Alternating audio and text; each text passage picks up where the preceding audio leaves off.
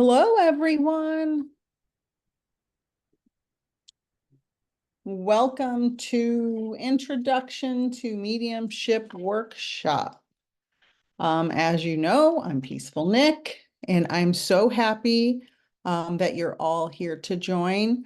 Hi, Donna Marie. I am, if you're on TikTok and you want to join my class on Zoom, you can go to my Facebook page and the link is there. So hello, hello. Is anybody there? I can see you're here.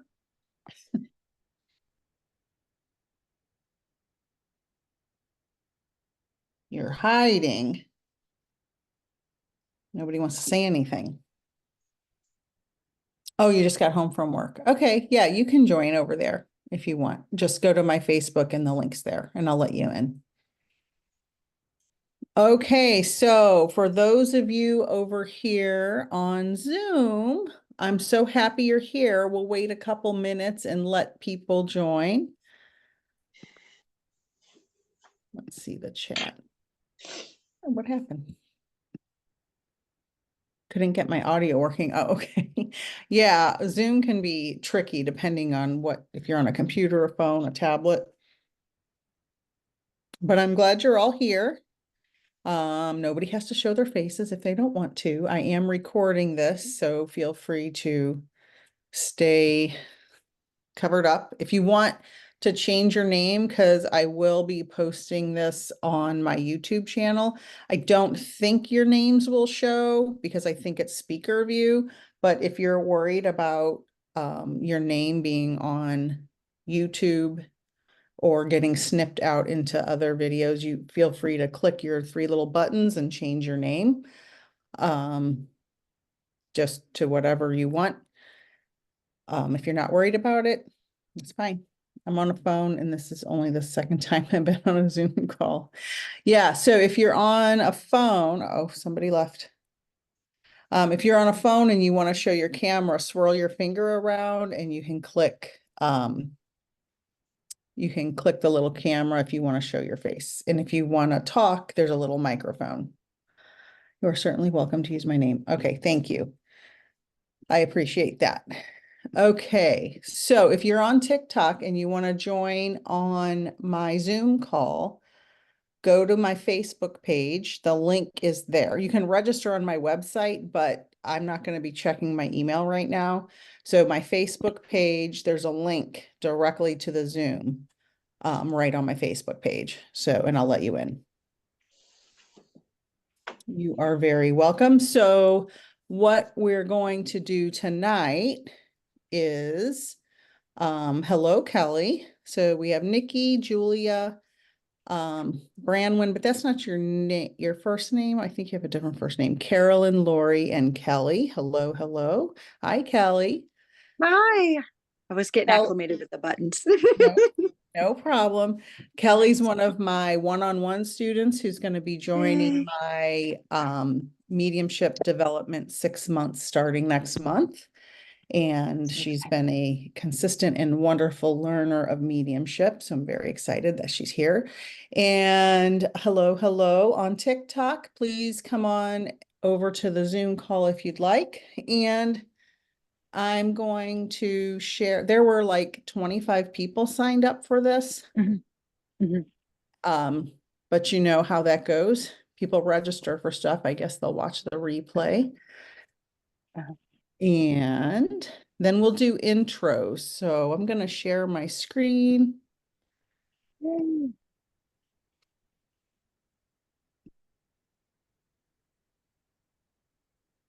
Why isn't it going to, oh, there it is. I used to use PowerPoint all the time. And so there's a learning curve going to Google Slides. I'm trying to do everything on Google. Hello, Nat. Hi, everyone. If you want to join my Zoom class, go to my Facebook page and it's all linked in my bio and you can join the Zoom. All right, so this is Mediumship Circle, Mediumship Workshop, Mediumship class for beginners or people who are interested. Do not hesitate to ask me questions. That's what I'm here for. I've been teaching students for over 20 years in science and in mediumship for probably the last 3 years. I got certified to teach by Danielle, the Happy Medium in the UK at the Odd Bod School of Mediumship there. So I am certified to teach mediumship classes. So just wanted to let you know that. So if you're comfortable doing intros, you don't have to. If you're comfortable doing intros, let's just all kind of meet each other since we're going to be here for a little while together. And we will take a 5-minute stretch break in a little bit, so you don't have to worry about being stuck in your chair for the whole time.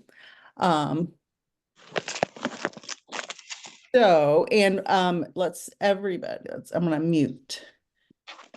Okay. So introductions, your name, where you're from, if you're comfortable, what types of abilities do you have, and what are you hoping to learn? And I'm just gonna jot down who's here. So who wants to volunteer to go first? Nobody. This is the shyest class I've ever had. Nikki, yes, go ahead. Okay, my name's Nikki. I'm from South Carolina. I don't know. I'm sometimes, I guess like clairvoyant a little bit. Clairvoyant. Yeah, a little bit. And I'm really hoping to learn anything. Okay, thank you. Yes, South, ma'am. I've been to South Carolina many times. Beautiful there. Yes, thank you. And okay, who wants to go next?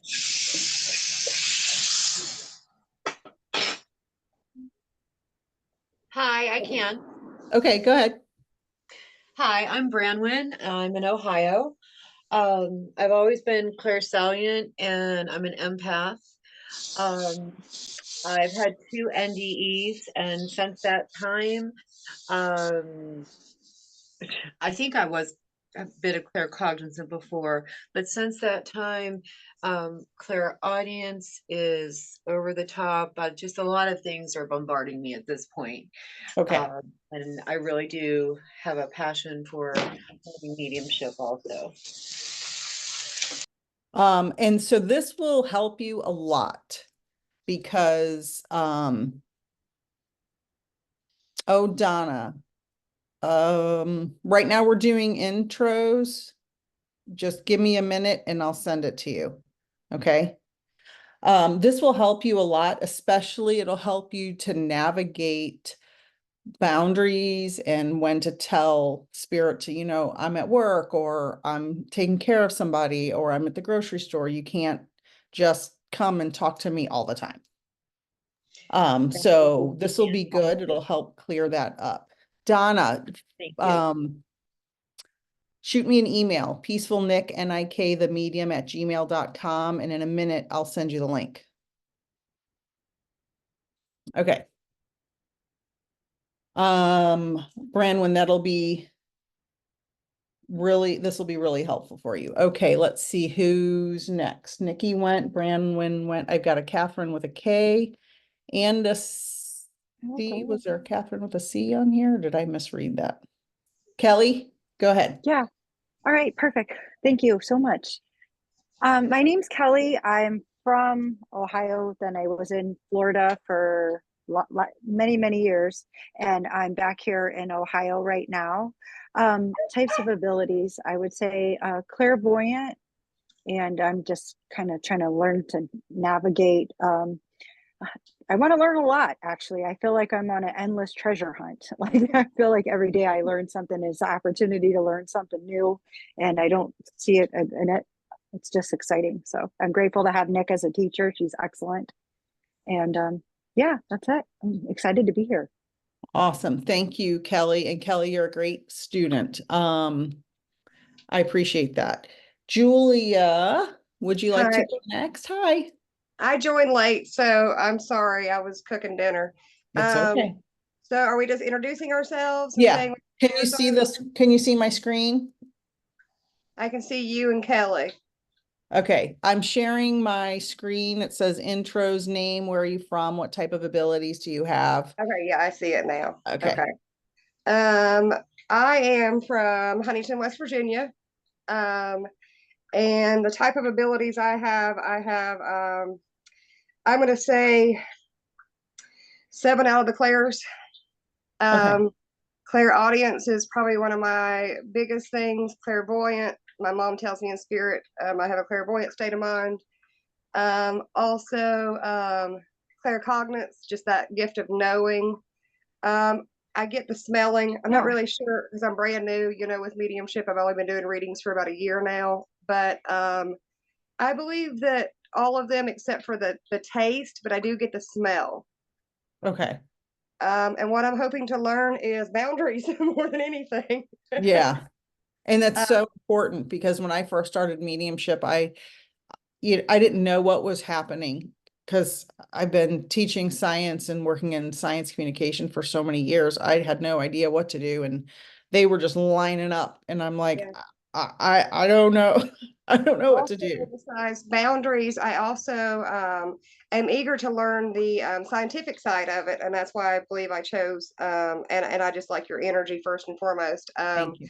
But I've always said, even when I started, I called myself a baby medium. I said that I connect with energy. So the scientific side of it, my biggest thing is I always say love and energy never dies. So Yes. understanding the energy side of it is really what I am eager as well to learn. Wonderful. Let's see, I've got Catherine with a K and Carolyn. While you introduce yourself, if you're willing to, I'm going to email the link to someone. If either of you want to take a turn introducing yourselves.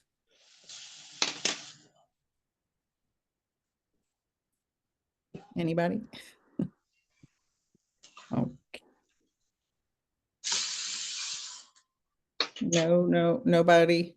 Nick, Okay. may I add something? Yeah.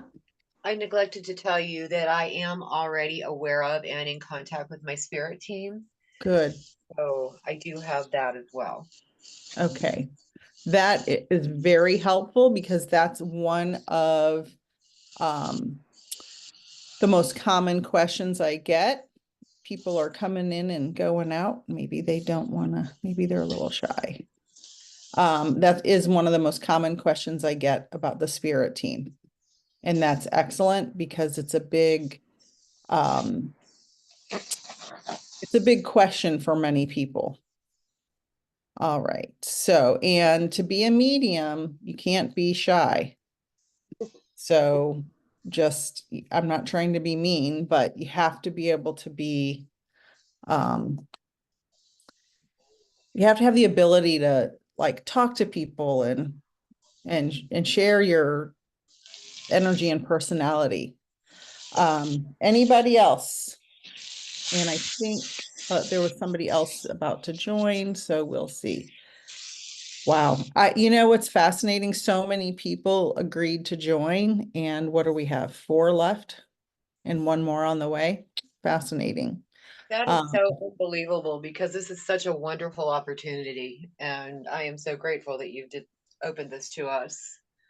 Thank you. Yeah, it's my pleasure, and I enjoy teaching in general, but I also enjoy helping people who are on the fence and they're not sure that they want to be a medium or learn about mediumship. And so instead of having everybody pay for a class and then not like it and just drop out, I offer a free class to see if they like it and then decide for themselves, oh, I really want to do this. So then I'll take a paid class or not. It's up to them. Okay, so everybody on TikTok, I am on a Zoom call. You can get the link on my Facebook page if you're interested in beginner's mediumship. It is free. You just click the link and I'll let you in. Okay, so clairs, we already talked a lot about clairs. Claircognizance is a clear knowing. Some of you already know this. Probably most of you. This is the clair I had my whole life before I knew I was a medium. And then I just was like, I know stuff. I just figured everybody knew stuff that was going to happen. And then when I became a medium and went to all my mediumship classes, courses, and workshops, I'm like, oh, people just don't know everything before it happens. It was kind of like, oh, okay, that's different. I didn't know that. Or what somebody's going to say before they say it. Or you pick up the phone to call your sister and she's already on the line. Remember in the old days when the phone would ring on the wall and you'd pick it up and somebody might be there because you were just going to call them? That kind of thing. Absolutely. And also, thinking about somebody and then they call, that's also Yes, a category. Okay. yes. Claircognizance is it has a lot of similarities to being psychic. But claircognizance in mediumship is knowing something the spirit's telling you, just having it in your head. Claircognizance is different from psychic because psychic's like things that are happening now. There's a fine line. Hi, Bubbles. I'm great.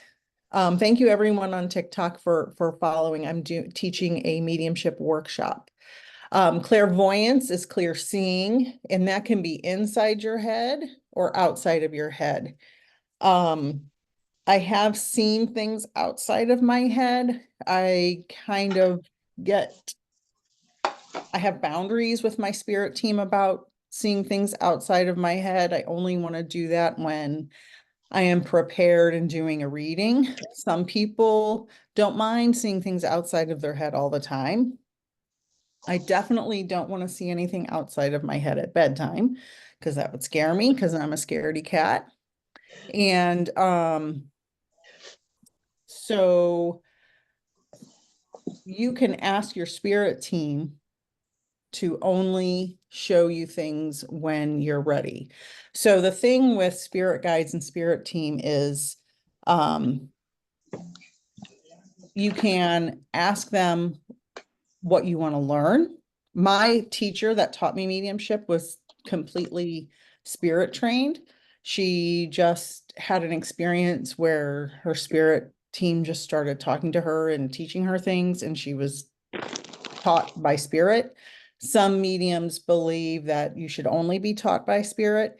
I believe in education, and I needed somebody to help guide me because I had no idea what was going on. And I didn't want to be making stuff up in my head.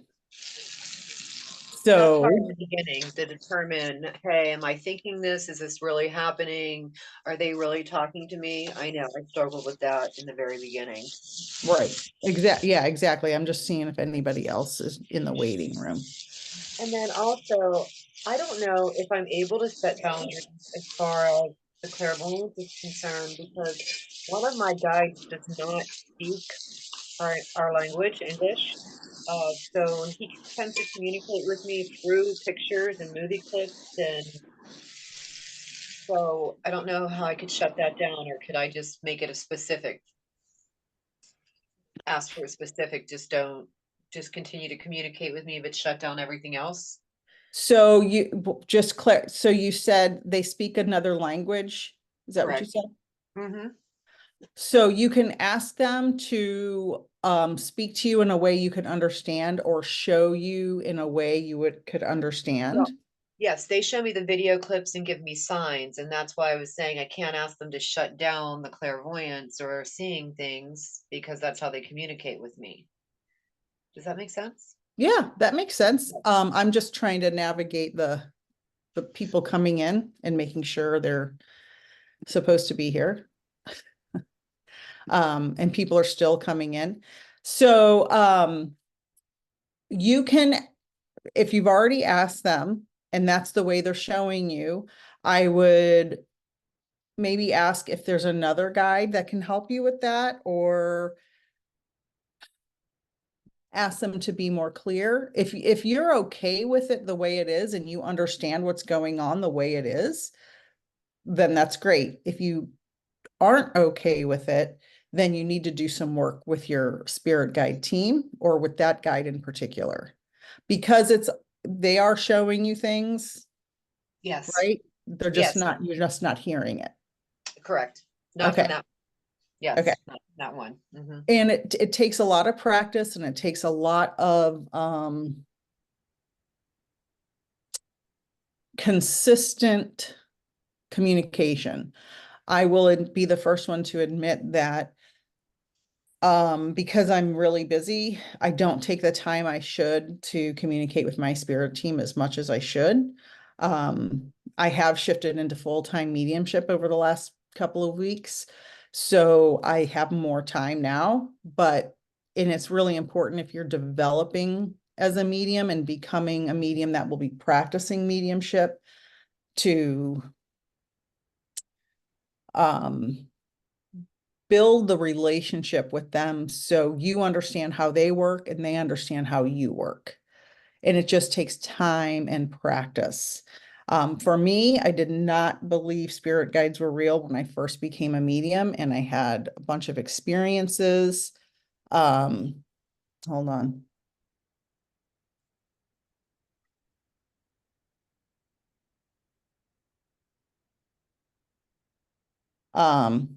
I just have some stuff going on over here on TikTok, and it's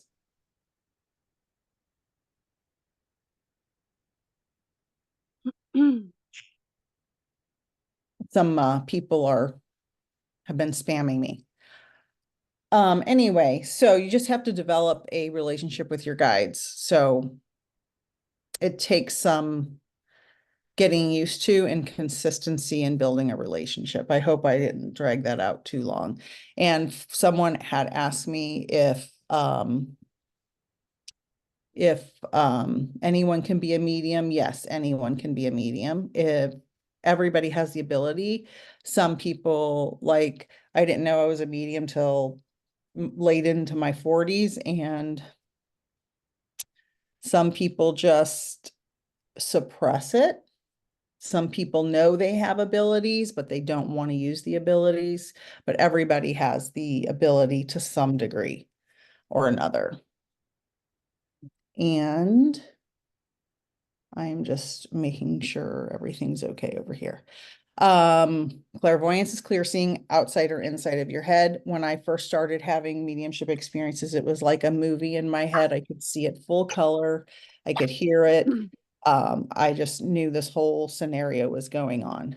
Clairaudience is hearing outside or inside of your head, or you hear voices. I think Brandon said your clairaudience is like off the charts now. Absolutely. And it's funny, Um, I had said in my message to you that only my mother calls me by my given name. So does my team. So if I hear my name, I know something's coming. Okay, I knew you had a different name. I thought I saw a different name somewhere on there. Right. And I want to know more about your NDEs, but we can do that at the end. So Sure. everybody doesn't have to stay Sure. if they want Absolutely. to. So clairsentience is clear feeling. So I get a lot of physical pains and things when I do readings. I can feel like heart attacks and like chest pressure. I have felt being shot, stabbed. I've felt impacts to the head. I get very emotional and overwhelmed with emotions sometimes, and that can be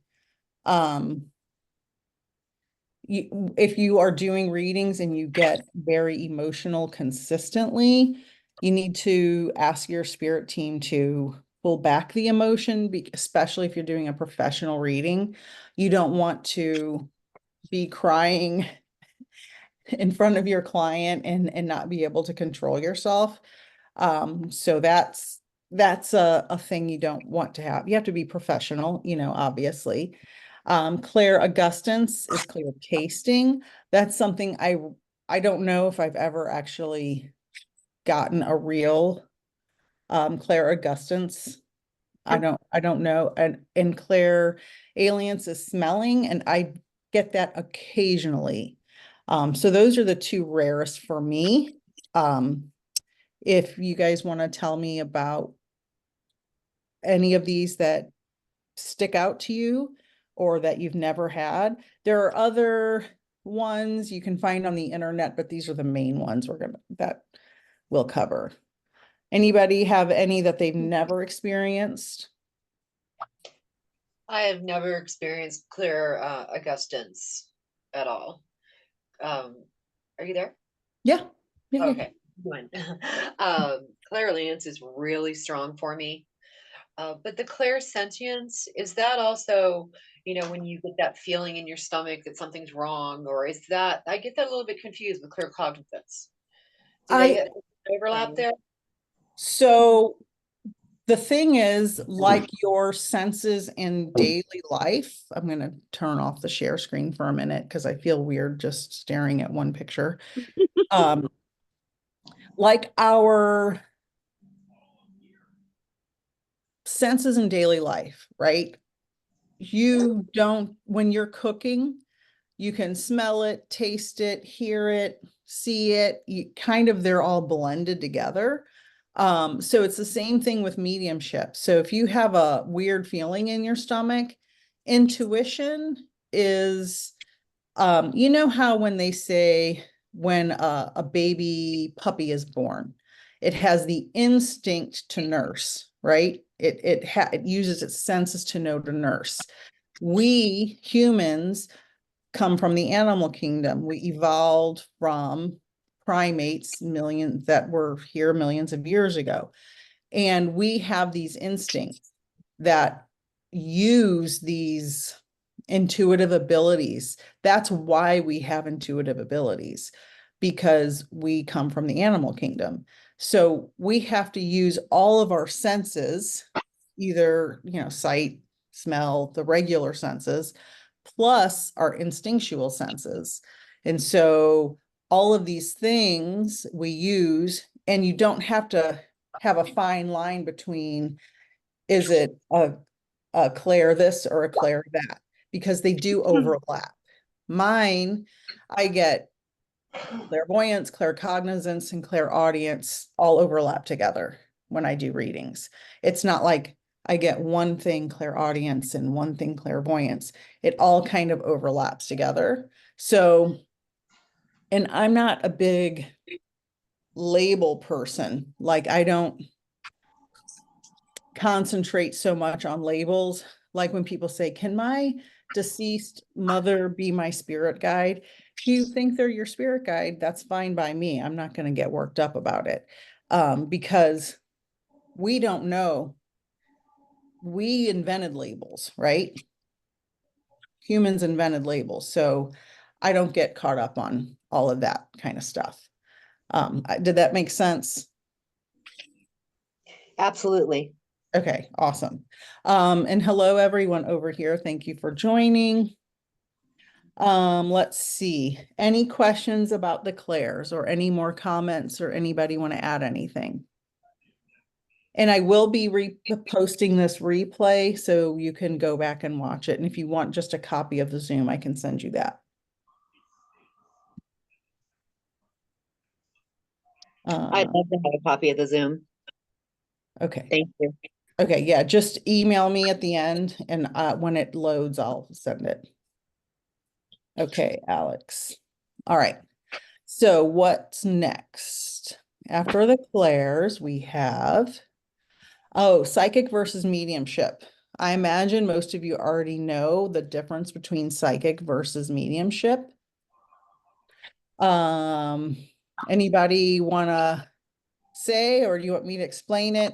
Anybody know?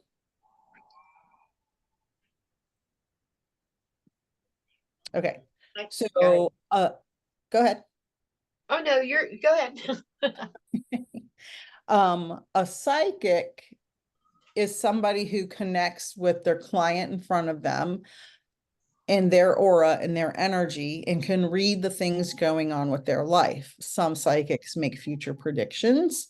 Some psychics make current predictions about, your relationship status or your job or the new house you want to buy or things like that. But a psychic who only does psychic work does not connect to spirit. Mediums connect to spirit.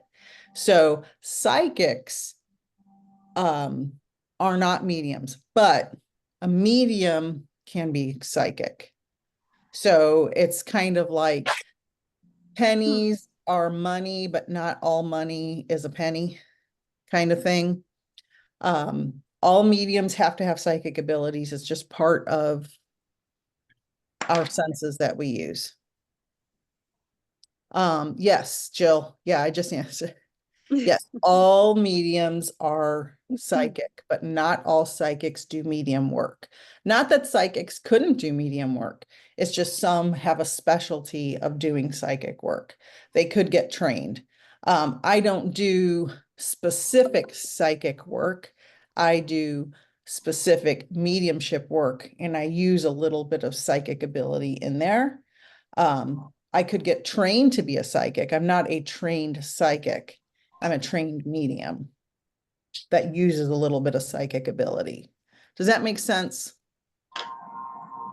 Perfect. Okay, Yeah. perfect. Any questions about psychic versus medium? No, ma'am. Okay. Okay, so sharpening our skills. You have to have boundaries, which somebody mentioned earlier. So what are boundaries? Boundaries, I'll give you an example. My mother passed away April Fool's Day, 1986. Okay. She's been with me all along. I knew when she passed away that it was for a very specific reason, and that she was always with me, guiding me through my life. Now, this was obviously many years before I became a medium. One night on her birthday, the first summer I was getting trained to be a medium, it was July 31st at midnight. She came to me, clairvoyantly right at bedtime. And it was like she had 1,000 people behind her. Wow. And I was like, oh my God, what's going on? And I said, okay, Mom, I don't know any of these people that are standing behind you in a big long line.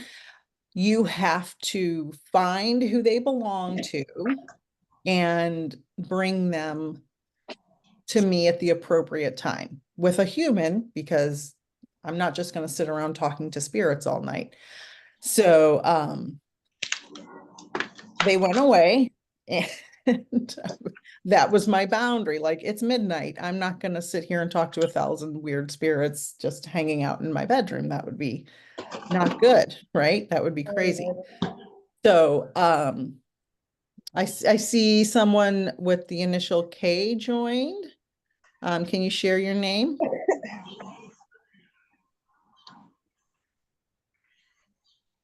Please.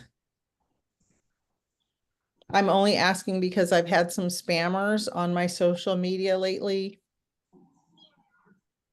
Even if you type something in the chat, that would be appreciated. Discipline means having the ability to keep your, oh, thank you, Carolina. Discipline is like discipline in your daily life. Like, I want to go downstairs and eat a whole piece of chocolate cake right now, but am I going to go eat the whole piece of chocolate cake right now? No, I'm not going to go do that. I have discipline. It's the same thing in mediumship. You have to have discipline around when you're going to, it's kind of like butts up against boundaries. When are you going to allow spirits to come in? When are you going to do your sitting in the power? When are you going to work on your meditation? When are you going to, it's like scheduling out. When is it okay to do this? When is it okay to do this? I have to do this. I have to exercise my mediumship. I have to do readings. One of the biggest problems I get in my mediumship is Move, son. when I'm teaching mediums, baby mediums.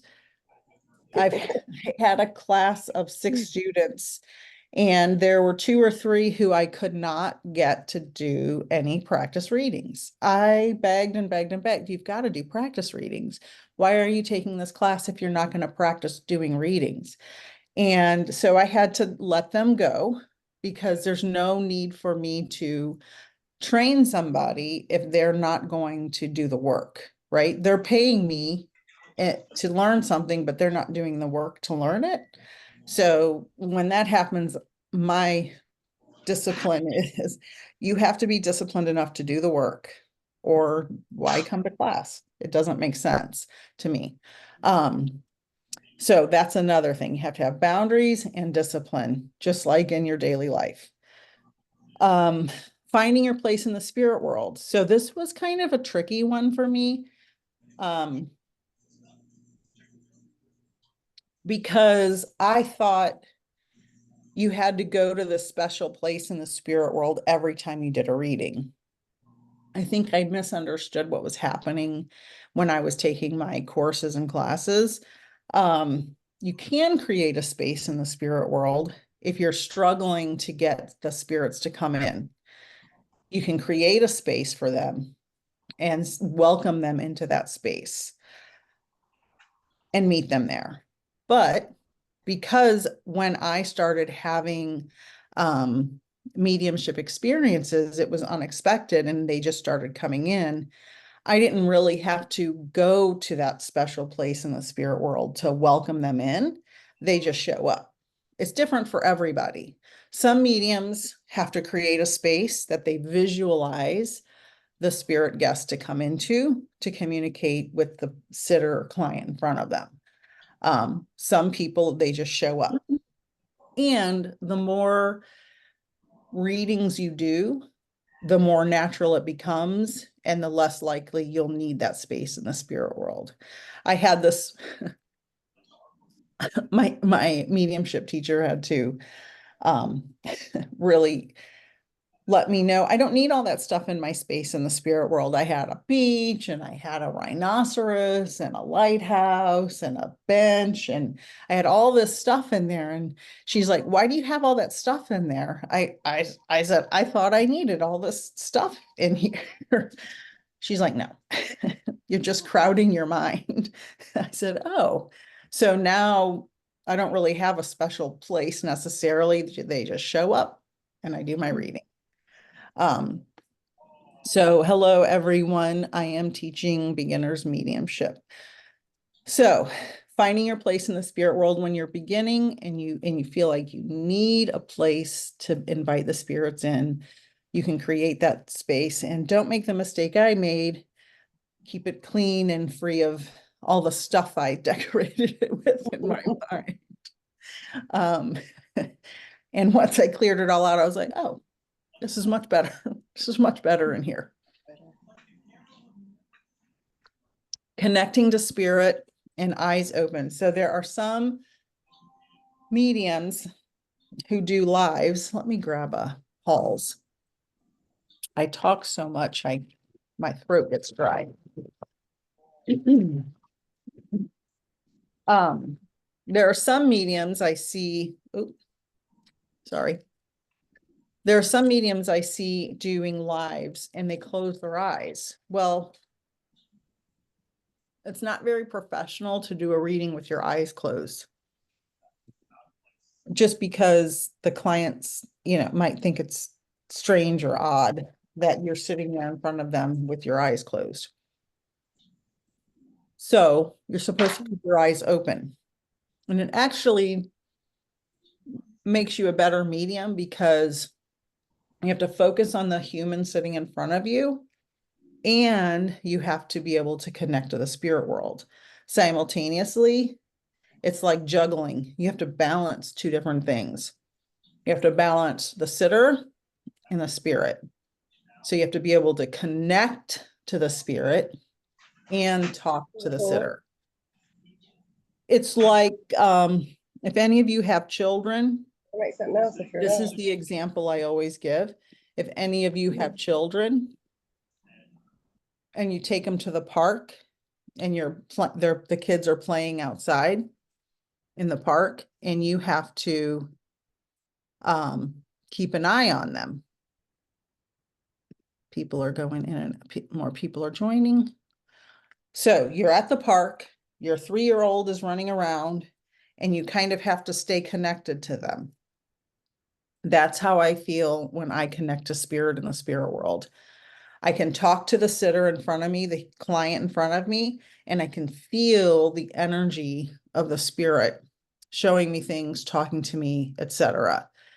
And it's very similar to when you're watching your kid run around and you're talking to someone over here, you can still feel the energy that you're connected to that child. That's the closest analogy I can come up with for that.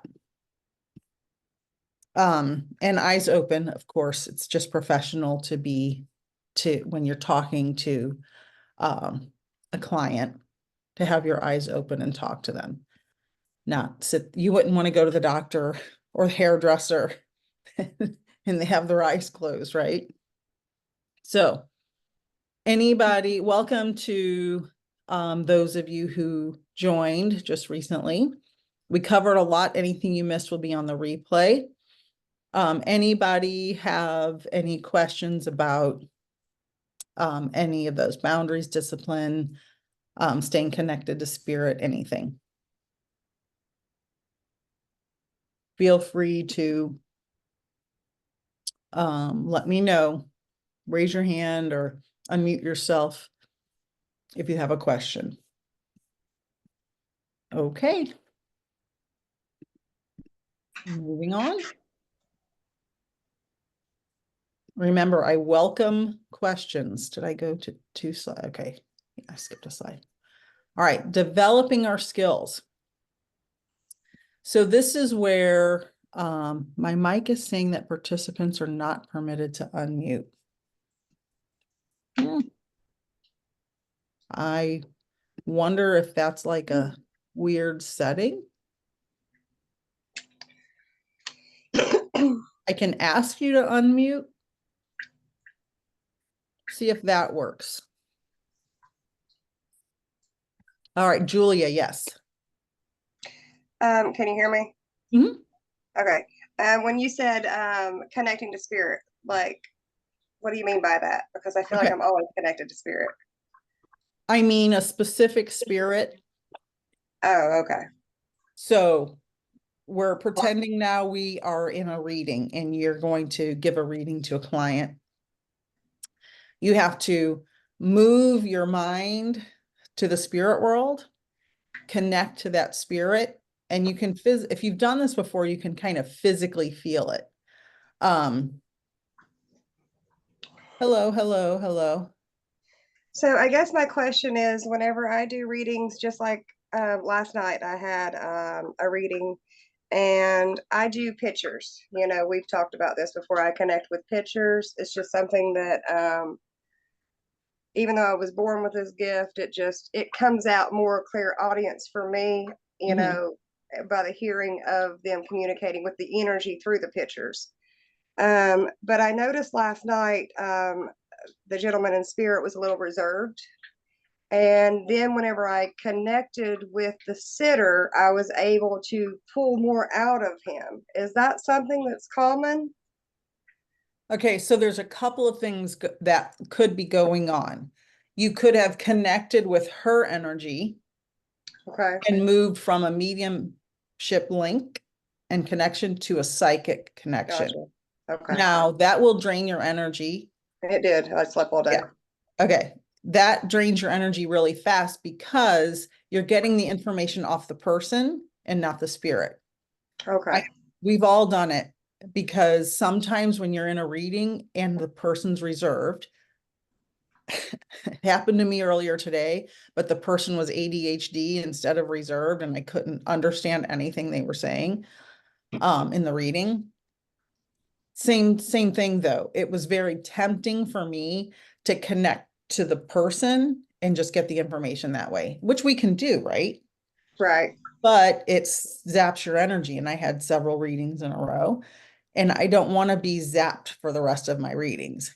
Because I've been in, you know, to many a readings where it's just like it comes just so naturally, you know. Then I have some that it's just like pulling teeth. I'm pulling Yeah. teeth to get. So I wondered if it was me with my abilities or the Mm-mm. actual spirit. Most of the time, it's probably a couple of things. Most of the time, they are, most of the time, I would say it's a spirit, but also you have to have more development with your Right. mediumship, working with your spirit team, developing your discipline and boundaries, more practice, more readings. It's kind of probably with each time that happens, it could be a little bit different scenario, because I have had many very quiet, reserved spirits. And it seems like the longer they've been over there, the more reserved they are, in my And opinion. I've gathered that as well. Like, you know, with me, my mom, it wasn't even confirmed yet that my mom had crossed over before she was communicating with me. And when I've done readings on the group before, and I've had people say, well, my mom just passed away 7 days ago, you know, and I'm like, I get all this information, but the longer that they are, like my papa that passed away in 1986, it's like I'm trying to pull it out, you know. Mhm. So also another question that I have is if it's too personal for you, do you, as far as me, do I tend to block that because it's too personal? Or is that just me not developed yet enough with my gifts to understand? Do you mean the information you're getting is too personal to the sitter?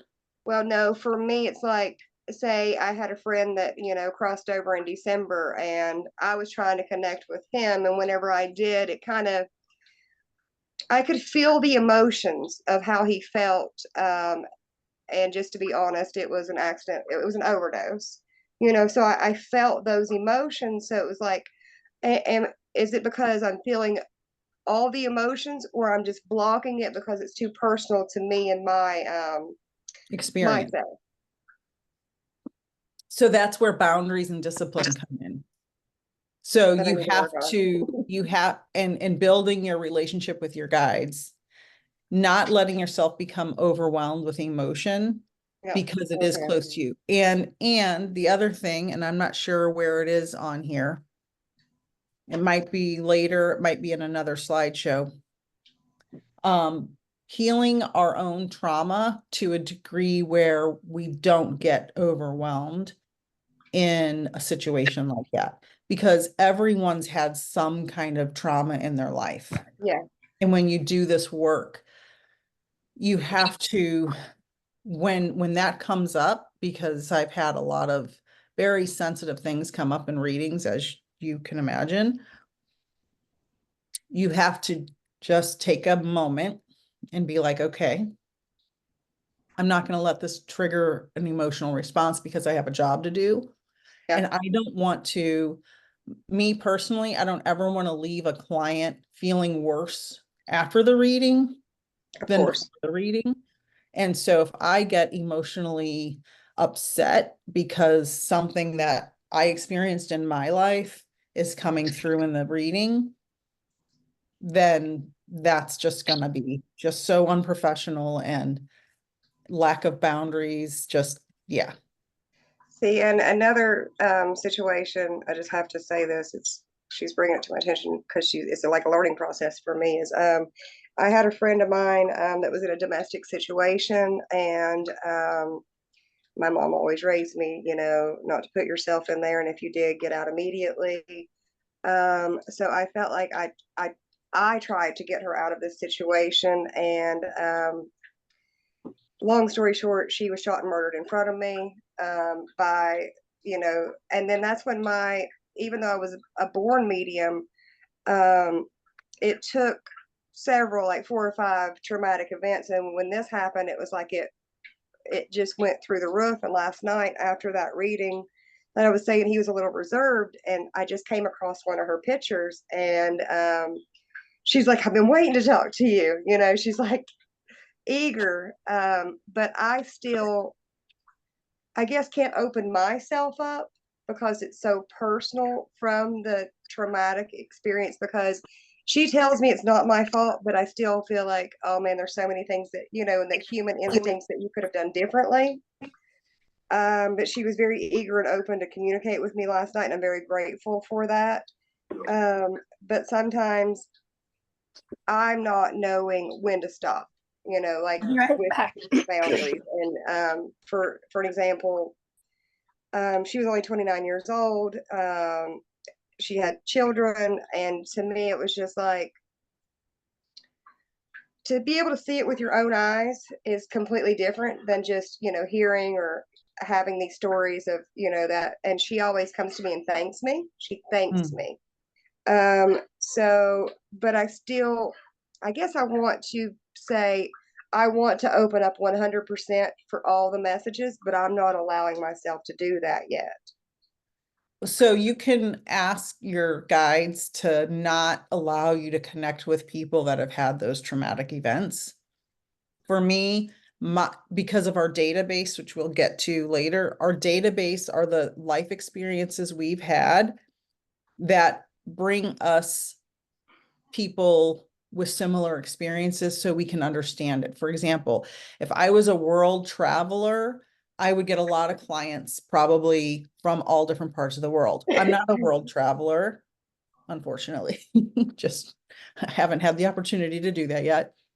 But I have a long history of a dysfunctional family, a lot of addiction in my family. So I get tons and tons of clients who pass by addiction. I get that a lot as well. Because So I am in that same situation. You know, I'm a recovering addict for many, many years. My mom was an accidental overdose. So I get the majority of my sitters are coming to me for, you know, that same situation. Because that's in your database. So those are the things that are going to be easy for you. They're going to be able to communicate easily with That you. definitely makes sense. So thank you for So that. just ask them if you're not healed, if that part about your friend isn't healed, ask Spirit, please don't bring those clients to me. I just can't. Perfect sense. Okay, excellent, wonderful, great series of questions. You are very welcome.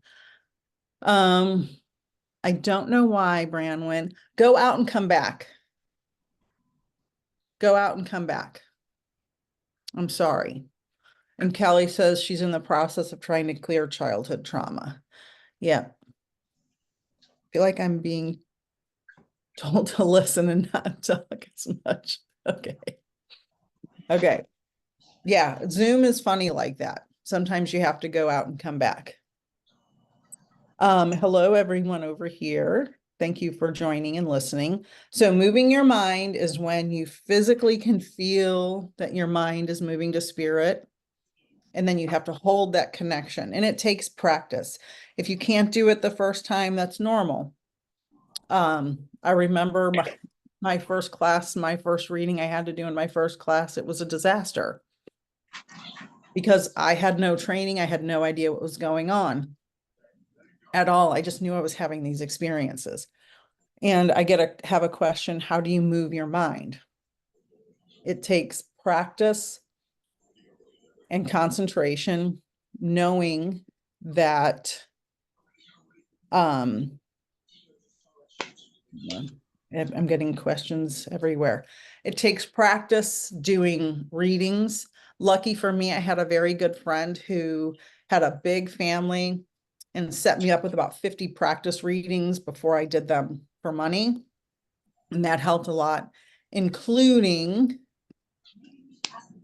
all of the classes I took. I was taking classes and courses back to back to back because it happened to me so dramatically that I was completely obsessed with it. As soon as it started happening, I was like, this is something really important, but you have to practice. You almost, there are some tricks and tips to moving your mind.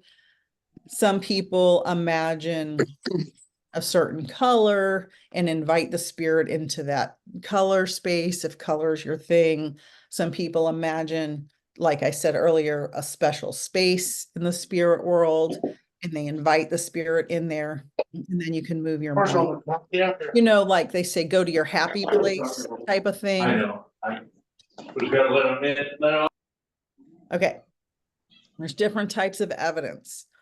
Some people get names really easily. I'm terrible at names. I'm terrible at names in my daily life. Yes, Jill, it can be. I'm terrible at names in my daily life. And names do not come in easily for me in my mediumship. When I do get a name, I know it's important. So names can be really good evidence or really weak evidence, because my grandma was Mary. My grandpa was John. Now, if I went to a group reading and a medium stood up and said, oh, I have a feeling that there's a gentleman named John that you lost. Well, yeah, obviously. Everybody knows a John, right? Everybody knows a Mary. I grew up Catholic and Italian. There's Marys and Johns everywhere, right? It's not rare. Now, I was doing a reading one time and a name came through that was one letter, and that's unusual. I'm just blocking people. It's unusual to have a one letter name. So I knew that it was important and it was very good evidence. So I think it was Z. I think the name was Z, just the letter Z. And so I'm like, it was a child. Did your child have a one letter name? And they're like, yes. So that's strong evidence. So saying you have a John who passed away, a grandpa named John, that's weak evidence because it's pretty common. But saying your child had a one letter name, that's much stronger evidence. And it's situational. So some evidence can be strong in one situation and weak in another situation, like the name example. I was giving a reading once and I saw the woman in spirit in billowing piles of wedding tool. And I said, your grandma's showing me she's sitting in billowing piles of wedding tool. And she said she was a seamstress and she made wedding dresses her whole career. Now, that's pretty good evidence. But if I said, your grandma is showing me she's sewing something. Well, if you're my age, I'm in my 50s. If you're my age, all of our grandmas sewed something. So that's the difference between someone being a wedding dress seamstress and a grandma who's sewing something. One's weaker and one's stronger. And it just depends on how it comes through. Does that make sense? Yes. It does make sense, but I do have a question. So getting to, see, I figured this out here. Good. Getting exact detail, is that something that depends on the medium themselves, like how strong you are or what you know, or does it depend upon the spirit, or both? It depends on everything. So some spirits, like we talked about earlier, someone mentioned, I think it was Julia, they weren't giving you much evidence. You had to like pull for evidence. Depends on what clairs you have developed. That's why clairs are so important. The more clairs you have developed, the better your reading is going to be, because every spirit will communicate a little differently. So if you develop more clairs, you're going to be able to get more information. If you're only clairaudient and the spirit communicates clairvoyantly, you're not going to get much information. So that's why developing all your clairs, it's like being cross-trained at a job. Developing all your clairs is so important because of that. That makes sense. Thank you. Did that answer? Okay, awesome. Intelligence behind the evidence would be a deep piece of information that is so specific that it couldn't just be something on the surface. For example, intelligence comes from spirit, right? The spirit world knows and sees everything. And oh, I lost my blanket. The spirit world knows and sees everything and can give you any information you want. You have to trust and allow the spirit world to give you information. And that's where the intelligence comes in. Because they know and see everything, if you are in the right frame of mind and you're doing all of the right things and you don't have any distractions and you're a medium, you're going to get deeper and deeper evidence. I was giving a reading. An example of this is I was working on my clairvoyance externally, and spirit showed me on the wall in front of me projected a birth certificate, and it said birth certificate in the fancy, lettering. And the birth certificate, there was something wrong with the name on the birth certificate. Now, the name was misspelled on the birth certificate, and there was this whole thing happening with, legal this, legal that. Hold on.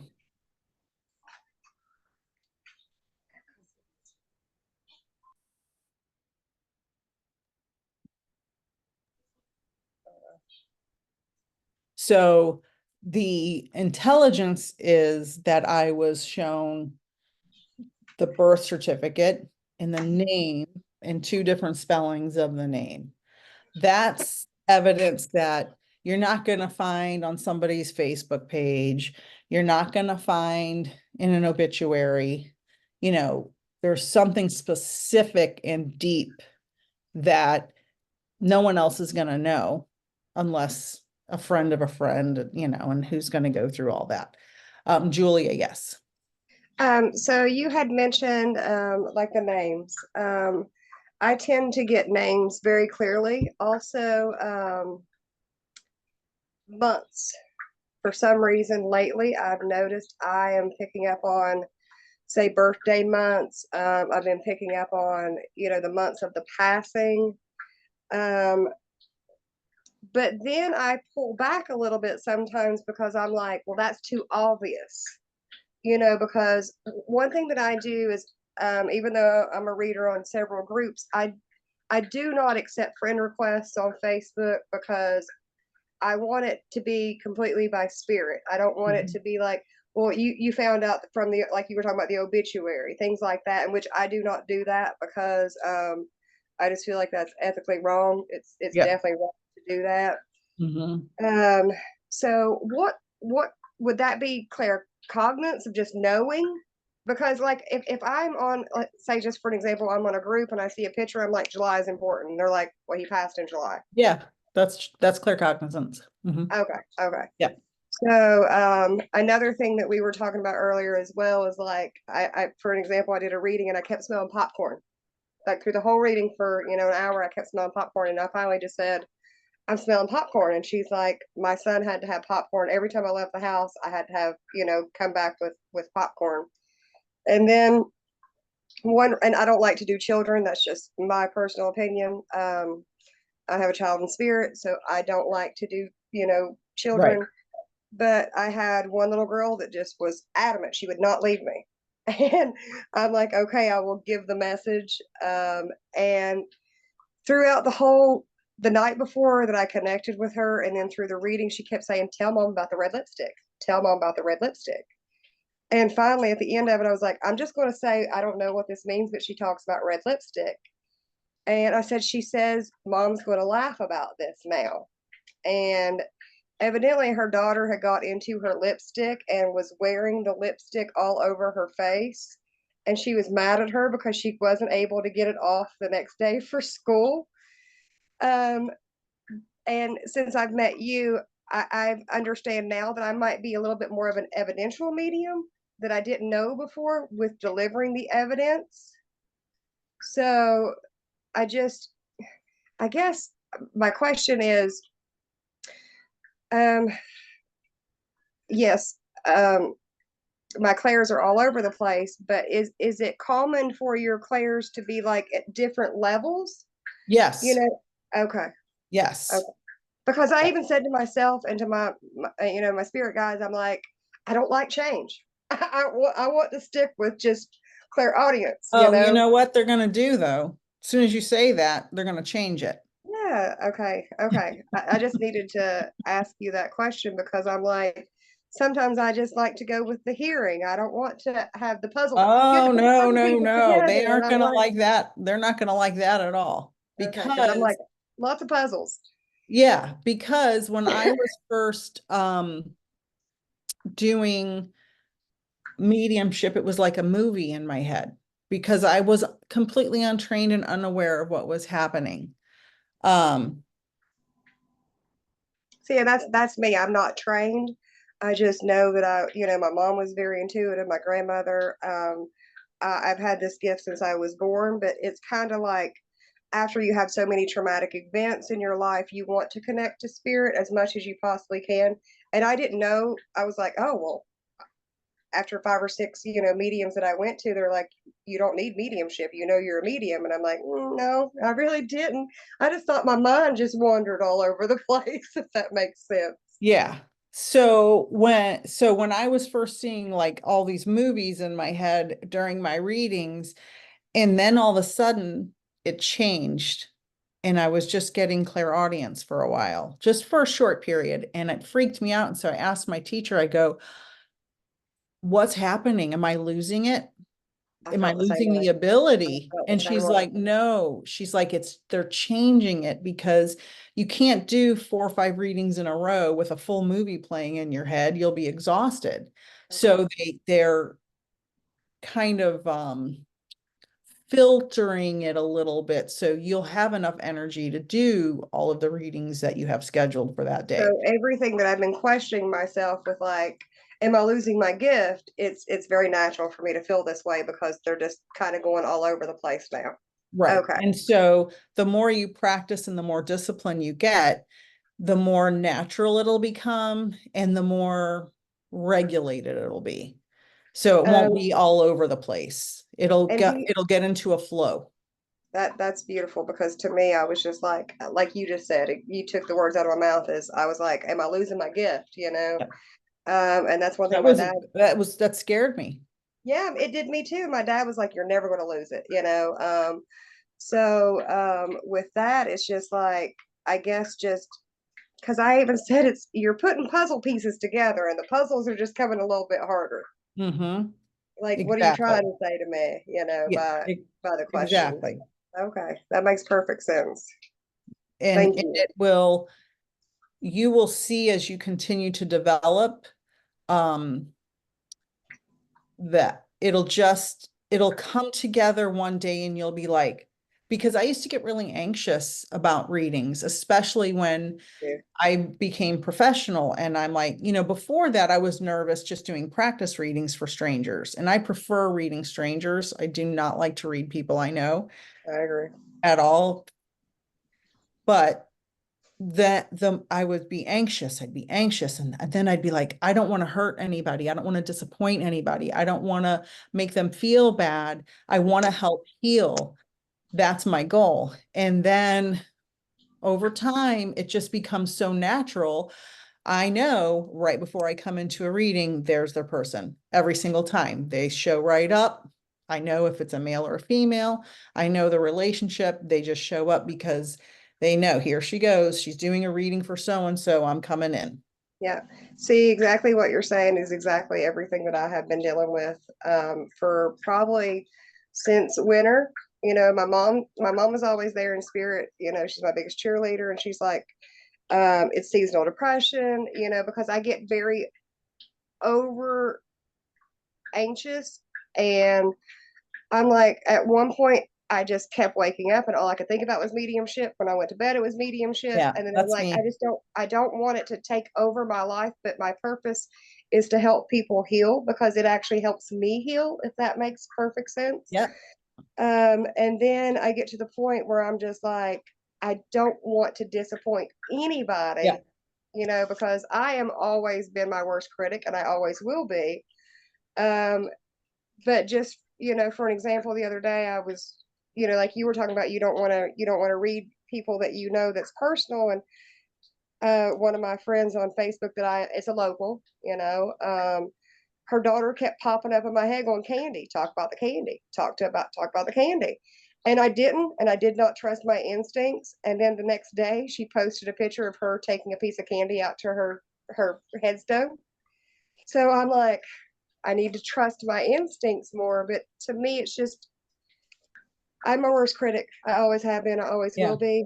And But this is the note. You want to see the note I keep on my desk?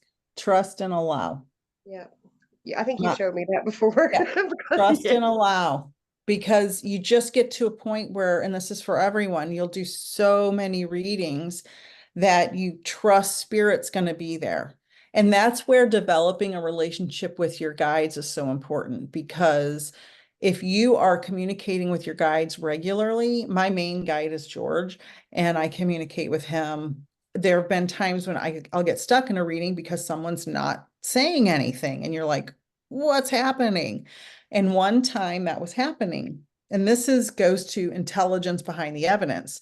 This man standing there during the reading and not saying anything. I could see him. I described him to, it was a family. They were getting a family reading. He was not saying a word. I described his clothing, his face, his hair. They're like, that's him, that's him. I said, he's not saying anything and I don't know what to do. Because I called in my guide and I said, George, help, I don't know. And they said he was mute. Oh, that makes perfect sense. Makes perfect sense. And I was like, thank God. Okay. Sitter So, didn't so tell with you. me, What with now? me, I know I'm sorry. Somebody No, else. I'm sorry. I spoke over you too. I said, I can't believe your sitter didn't tell you that. No, I don't want him to tell me. I Well, don't want to know anything. when you described him and said he's not speaking, Then at that's when they said it. oh, okay. I thought When your I guy. said he's not speaking, when I verbalized it in my head, I was talking to my guide. And I'm Okay. like, help me, he's not talking. And then I verbalized, he's not speaking. And they said he was mute. And I was like, oh, okay, thank God. Because I thought I was losing it. But that's intelligence behind the evidence, right? He was standing there, I had the description, but he wasn't talking. And that's, you just never know what's going to happen. Sometimes I just want to kick myself for not trusting, you know, my instincts, you Mhm. know, and being like, Oh. well, I already knew that. Yep. Or the millions of, not millions, but the many, many times I would get evidence and I wouldn't say it. Yes, that drives And me and then I crazy. come to find out that it's on the tip of my tongue and I'm holding it back for whatever reason. And the sitter says it. And then I'm like, oh my God, it was on the tip of my tongue. I should have said it.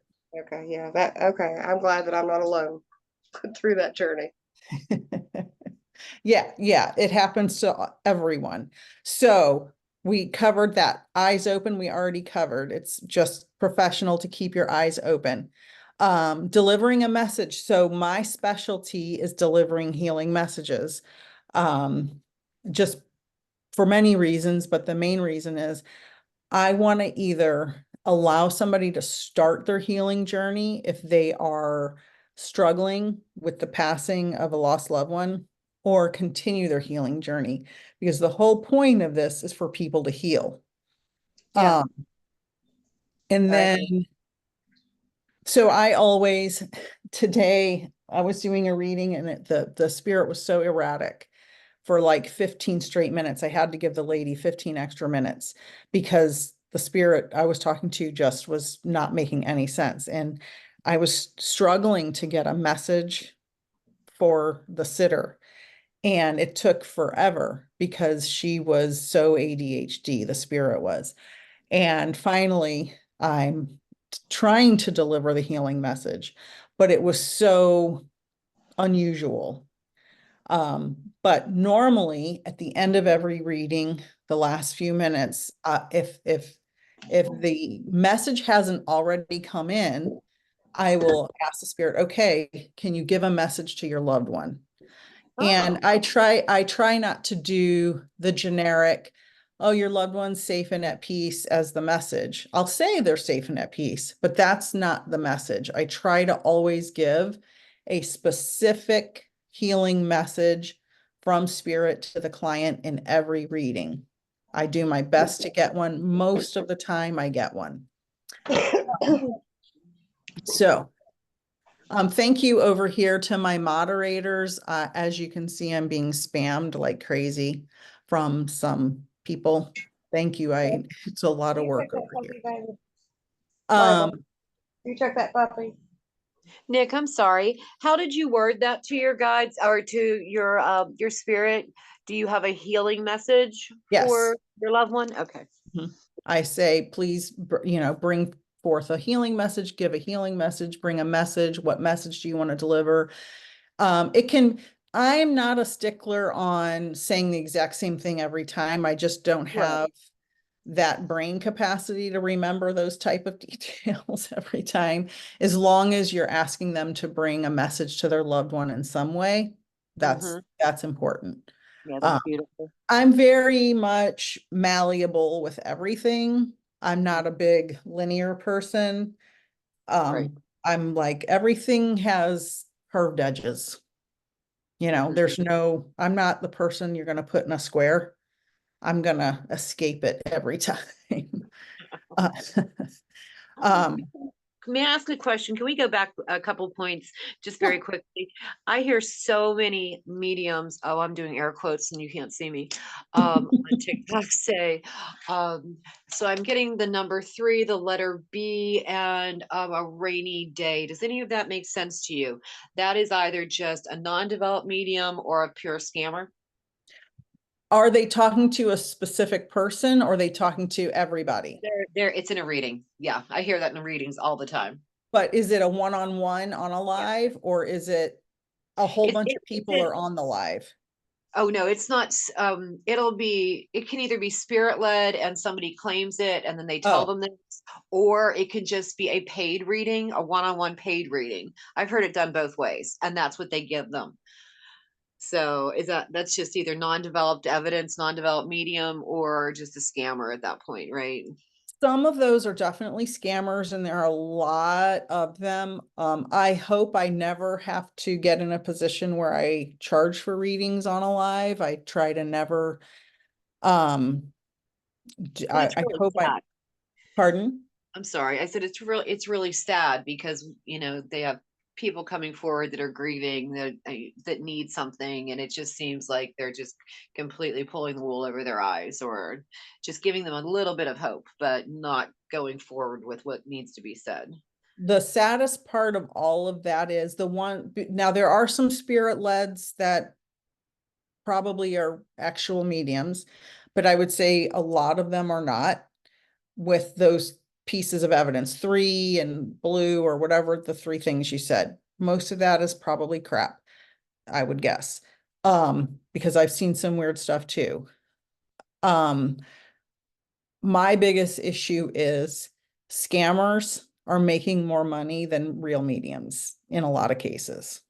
It is so sad. Because they're private messaging, they're copying all of our social media. And they're blatant. They'll do it on your own live. They follow me while you're on live. Copy of my page, and I report it, and certain social media websites they go, it's not a violation. I've gotten at least 6 of you since I started watching you. Yeah. I will never ever private message anybody. Right. Ever. Yeah, so I would say most of those are scammers or untrained. People don't want to pay to be trained, but if you're going to be a real medium that's gonna be taken seriously, you need to be trained. Like if you're going to do it professionally, you need to get some kind of training. There's a lot of free stuff online. Oh, I answered this medium and psychic stuff earlier. And yeah, a lot of them are telling you what you want to hear. And the other thing that happens is they watch lives. And if you're ever on a live and you're getting a reading, hopefully it's free. Don't put too much information in the chat, because scammers watch the chat and they like screenshot it, and then they'll private message you and they'll say, I have a message from your grandma. Right. And she said such and such and so and so. And it's like they already know enough information to trick people. And so be careful if you ever put anything on there. Hello, hello, hello. I just like to say Let's, this. Sorry. pardon? No, Did you go over holding the connection, or was that when my phone went out? it was probably when your phone went out. I was Okay, saying don't it's go like, over it. I'll just go ahead and watch it. okay, I'll just say it real quick. Like if you're at a park with your toddler and your toddler's running around and you kind of feel that energy that your kid's right there, Mhm. that's what it feels like to hold a connection. It's once you move your mind to spirit, the spirit's there present, and you have to hold that connection and talk to your client in front of you. So you Okay. have to do two things at once. Ah. That's part of having your eyes open. Mhm. Okay. That all goes together, because you Okay. have to talk to the human and hold the connection with the spirit so they don't disappear. And it Okay. takes practice, practice, practice, practice. And if you go on Facebook groups, people will be a sitter for you like crazy. Like you can go on a Facebook group and say, I'm practicing mediumship. Does anybody volunteer to be a sitter? Mm. Let's take I talked about a healing message. I just want to see. Oh, okay. Well, we're at the end. I was going to take a 5, but we're at the end. But anyway, this is the most important thing for me, delivering a healing message. Any questions before we wrap up? May I ask 2 simple questions? Of course. I've heard people say that they are in their best body, they look like they're 20 and not that they're 60 when they passed. They can manifest what body and what perception you have of, or what we see then? I have heard people say that as well. My experience in my mediumship is I have seen every shape, form, and fashion, good, bad, and ugly, of people in spirit, because they're showing me these things as part of the evidence. Like I was doing a live reading and someone who was burnt in a fire showed me what they looked like. They didn't say they were burnt in a fire. They showed me that they were. Oh. And that was part of the evidence. That's how they passed. So Oh, heartbreaking. yeah, I don't believe that we have a body manifested in the spirit world. What I Oh. see actually is funny that this picture is on the screen. If you can see it, that little glowing orb, Mhm. I know that's like a reflection of light. And if you looked around my office, you'd see 1,000 paintings of these little glowing orbs that I was painting obsessively, and I didn't know why until till later. But that's what our spirit looks like, a little glowing orb of energy. So you can manifest anybody you want. I would manifest Mhm. Nicole from 1988. Right. I would And manifest.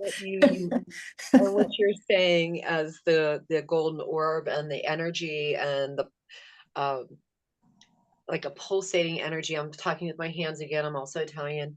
That is something that I saw when I crossed. So that is correct. That is Awesome. exactly what I saw. Yes. Awesome. That is so good to hear, and That's kind of my validates experience. Mhm. it validates what we as mediums see when Mhm. we do these things and get these downloads, like all these orbs I painted like a maniac over a month's time. And then I'm like, huh, And then I read Dr. Michael Newton, Journey of Souls, and I'm like, oh my God. And he describes, anyway, it's a whole long story. No, I'll have to read that one. It's great. You can email me if you don't remember, I can send you the name. It's All like right. 10 or $12 on Amazon. Julia, yes, ma'am. Just like Bronwyn was saying,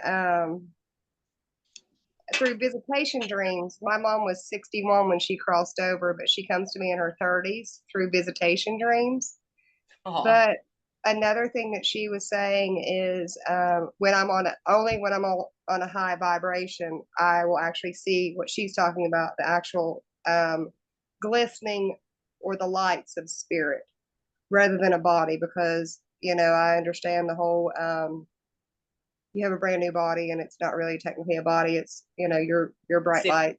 Mhm. So and I'm very curious about I guess the afterlife, as far as even besides the mediumship and everything like that, because I'm going to see different from what you're going to see. I'm going to see different from what Kelly's going to see. I'm going to see different from what Donna's going to see.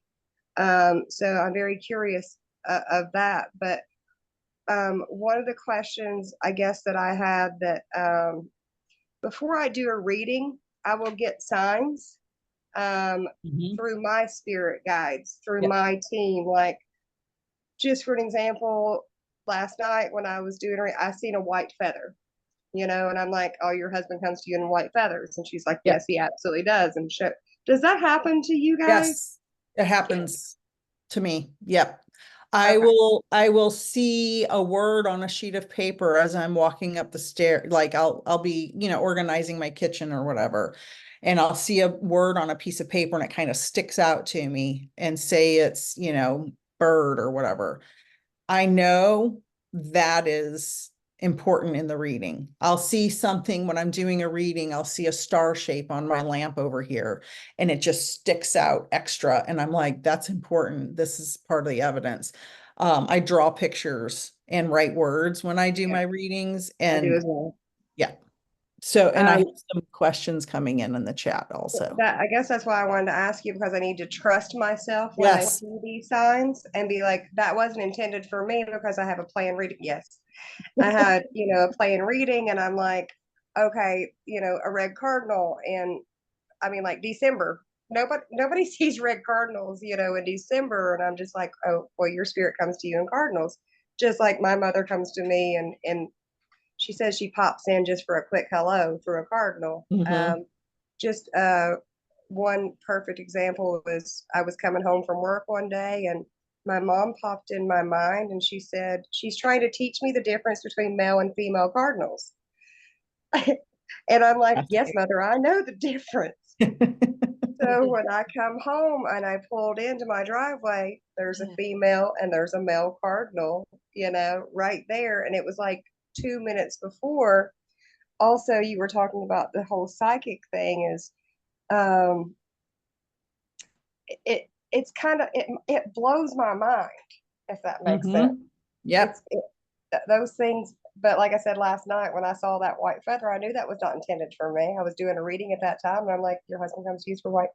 So I just wonder if if you girls actually see the same things, as far as it's not really directed to me, it's directed to them, and that's just a beautiful way for my guides to educate me. Yeah. Yep. And if anybody agrees after we do the questions, or you can put it in the chat, we can talk about it. Caroline, I think, says, do people have to be born mediums to learn? I think everybody's a born medium. Some people don't know it. Some people suppress it. Some people's families or cultural or religious stuff kind of chews it out of them. So they don't, kind of makes them unlearn it. Family on my mom's side all has gifts. My mother was an untrained psychic. I know that for sure. Whether it's genetic or not, I don't know, because I don't think our souls are genetic, because genetic is biology. But it does tend to run in families, but I wouldn't say it's biologically genetic. Or perhaps we, oh, I'm sorry, to say perhaps we nurture it more once we know that we have it, so we nurture it in the next generations. Yeah, yep. Yeah. I have always felt like a spiritual empath, would like to move towards mediumship. Thank you. Yes, yes, I am here to help. Feel like I doubt my ability. Yeah, so that's what training's for. That is why we have to, if you want to learn mediumship and you're doubting your ability, you have to get trained and practice, practice, practice. I have my students either join other mediumship circles, each group's a little different, either join an existing mediumship circle or create their own mediumship circle. When I was getting trained, there was about 15 of us who had the same teacher from different classes, because I took a lot of classes. And we all had this one big circle, mediumship circle, development circle for like a year, and we met every week and we would practice readings and bring in guests. And it was great because you have to practice in order to develop and trust yourself. And so you don't doubt your ability. And that's where training comes in, because you learn techniques. Probably a little bit of both, Ladybug. Trying to overcome the imposter syndrome. Yeah. How can I trust what I'm feeling is real? Practice, practice, practice, practice, practice. If you don't practice, you're never going to know it's real. I doubted everything because I'm a trained scientist. I have a biology bachelor's degree and an astronomy master's degree. So I've studied astronomy and astrophysics and all kinds of really cool science stuff. So In-depth science. So to I'm laughing at that. To me, I was trained to think critically and think and look at evidence and things I could touch and feel, and to have these things happening to me that I didn't understand. I was a big doubter of everything, and doubted myself a lot. So, but I did so many readings with so much specific evidence that I followed my own scientific method where I'm like, okay, I got 10 pieces of evidence in this reading that were very specific to this person who I've never met and never heard of. Just knew their first name, stuff like that. And that happened over and over and over and over until you get to a point where you're like, oh, this is real. And I trust myself and spirit and allow them to bring the information through. And then this I've had for probably 20 years. It says, turn your scars into stars. And I love that. yeah, so I got that from a Chinese restaurant. And I'm like, couldn't be more appropriate. It's been in a frame ever since. I'm so excited. I don't know if y'all can hear me, but I'm so excited for my March, learning with you as well, because that's where I was drawn to, was the whole science side of it. I can go through lots of, mediums that says, Joy, you're a medium, you don't need us, blah, blah, blah, blah. But I've always known there's a huge underlying of science. Yeah. Whenever I say that love and energy never dies, it's because the energy is always present, in my opinion. Yep. Well, and that was, let me turn this one light off and try to get this on the screen here if I can. Boy, all this technology is just kind of, it's too much. Okay, Yeah. that's better. All right. So for all of you on TikTok, you can see that if you want to join my March class. I don't know if you can see it. This has changed my life in every way you could possibly imagine. I recently was given a choice to continue my mediumship or continue my employment. I obviously continued my mediumship. Good for you. So exciting. And that was because when you have profound experiences that change your life, you're going to hopefully not be scared and do the thing that you're compelled to do. And Spirit has just compelled me to do this, and I can't help it. I can't stop it. Even if I said, okay, employer, I'm going to stay here and do this job and forget about this whole other life I created and worked so hard for, You I'd can't. be, I'd be miserable. Yeah, you And can't. Spirit would be making it impossible for me to do that. Another thing that you taught me too is and this was one of probably just a live that you did, that you were, the whole experience with the snow globes, and you were Oh, like, you questioned your spirit guide. You're like, if you're there, I need to see snow globes. So for me, after I got off alive with you, I was like, okay, I'm going to ask for turtles, because turtles isn't something that you see all the time, if that makes sense. right. You Oh yeah, especially. turtles, feathers. Mhm. So after that happened, I have seen turtles everywhere. And all of a sudden, I'm like, thank you, spirit guides. Thank you. I Yep. appreciate you. Yep. So I even said it that, because you said ask a specific question to your guides. And I was like, Yep. if I'm supposed to continue with my mediumship, I want to see turtles. And And everywhere I went, there was turtle. Facebook, it was turtles. I walked into the office the other day at school, and my secretary had a turtle on the side of the wall, and I'm like, shut up. And she had no idea what I was talking about. yep. And I looked at her and I said, why do you have a turtle? She's like, one of the kids drew it in school and I put it over. I was like, thank you, spirit guides. That So is just so awesome, because it really does validate so many things absolutely. that you are thinking now that's not a possibility. And once you learn just to ask that question and give them a specific, not just people say, give us a sign. No, you need to tell them what kind of sign you'd like to have. And it Yeah, works so much yeah. better. And You know, it was you know mind what's blowing.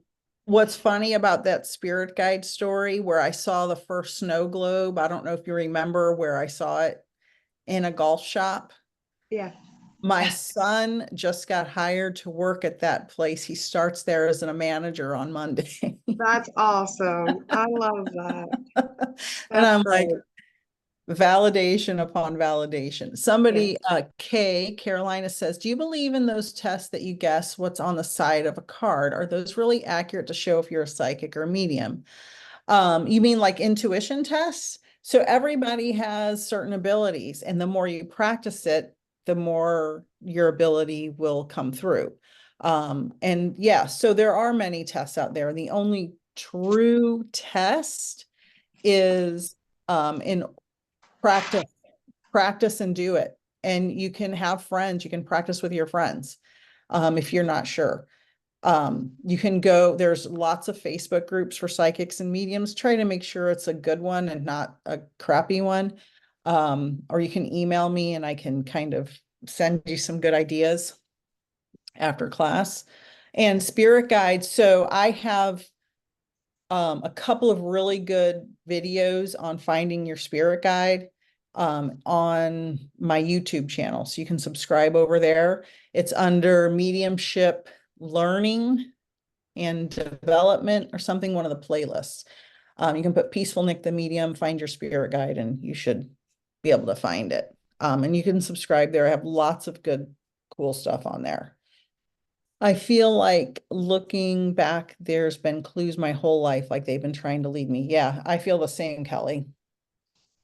I feel the same. So Nick, could you answer just like, one more question really quickly? yeah, You had mentioned about being in a reading and having the discipline to be able to control your emotions and, to be able to have set boundaries and everything. How important do you think it is, and with you mentioning turning your scars into stars, for us to be fully healed or as healed as we can be? Like the shadow work journey that everybody talks about before stepping into this role. So it's impossible to be completely healed, right? Right, that's fair. It's as far as possible, right? Right. So we're going to continue to experience things. You know, there's things going on in my life and my family that are a struggle, you know, people dealing with medical stuff, especially. Um, and so you're not, if you're a medium and you have something traumatic happen in your family, you're not going to stop being a medium, right? Right. So I would say have a good foundation, good enough to know that you can handle the next thing that comes up. I was just teaching this to a client the other day. She was really struggling with some stuff. And I said, you're never going to be completely healed from everything. There's just no way. But if you build a foundation of emotional stability enough to know the next challenge that comes, you're going to make it through without breaking down. That's, you know, what I would say. Of course, there are going to be some crazy circumstances in some people's lives that may cause them to take a break, but you just have to know and gauge for yourself. And a big way to tell is if you find negative messages coming through. If you find negative spirits, which aren't real, coming through, and you find a lot of negativity in your readings, there's something that you haven't healed. Okay. Because spirits may show you a negative thing that happened, but the overall message won't be negative. Okay. So if you find a lot of negativity coming up, you've got more work to do. Okay. And what was the phrase that you used to tell us about the group of people that will be drawn to us as like a life reference, like things that we've gone through, like you were talking about Database? a database? Yeah. Okay. Like a, you know, like a computer database. Yeah, absolutely. Because now that you say that, that never occurred to me. As a survivor of really severe domestic abuse, domestic violence, I now realize, oh, not only am I here meant to help heal grieving people, but I'm going to truly be helping some people. Yeah. I swear, I feel like I'm so drawn to her. Yeah. My energy's drawn to her for sure. Are you talking to me? I'm talking to Bronwyn. I feel like my energy is drawn to her so much that I just feel like we're going to help each other, if that makes sense. This is my psychic. It does. My psychic tingling. Oh yeah, and people aren't put in paths for no reason. I'm a true believer in that. Right. I feel definitely that we're going to be great friends, and I'm grateful and eager Now, to. I'm sorry. That'd be fantastic. You're not in Ohio, are you? Not with that accent. I'm in West Virginia. Okay. Because I know somebody said they were in Ohio, and I've lived in the South for a long time. But Yeah, no, I'm in West Virginia. If you've ever heard of the Marshall plane crash, that's my area. Oh yeah, my husband's from Eastern Kentucky. Yep. Paintsville is what I get, is what my Pikeville.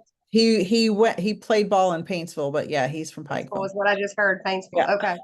Okay, that's great. Carolina says, how do we keep evil forces from coming in when connecting? I don't believe there are any evil forces except for humans.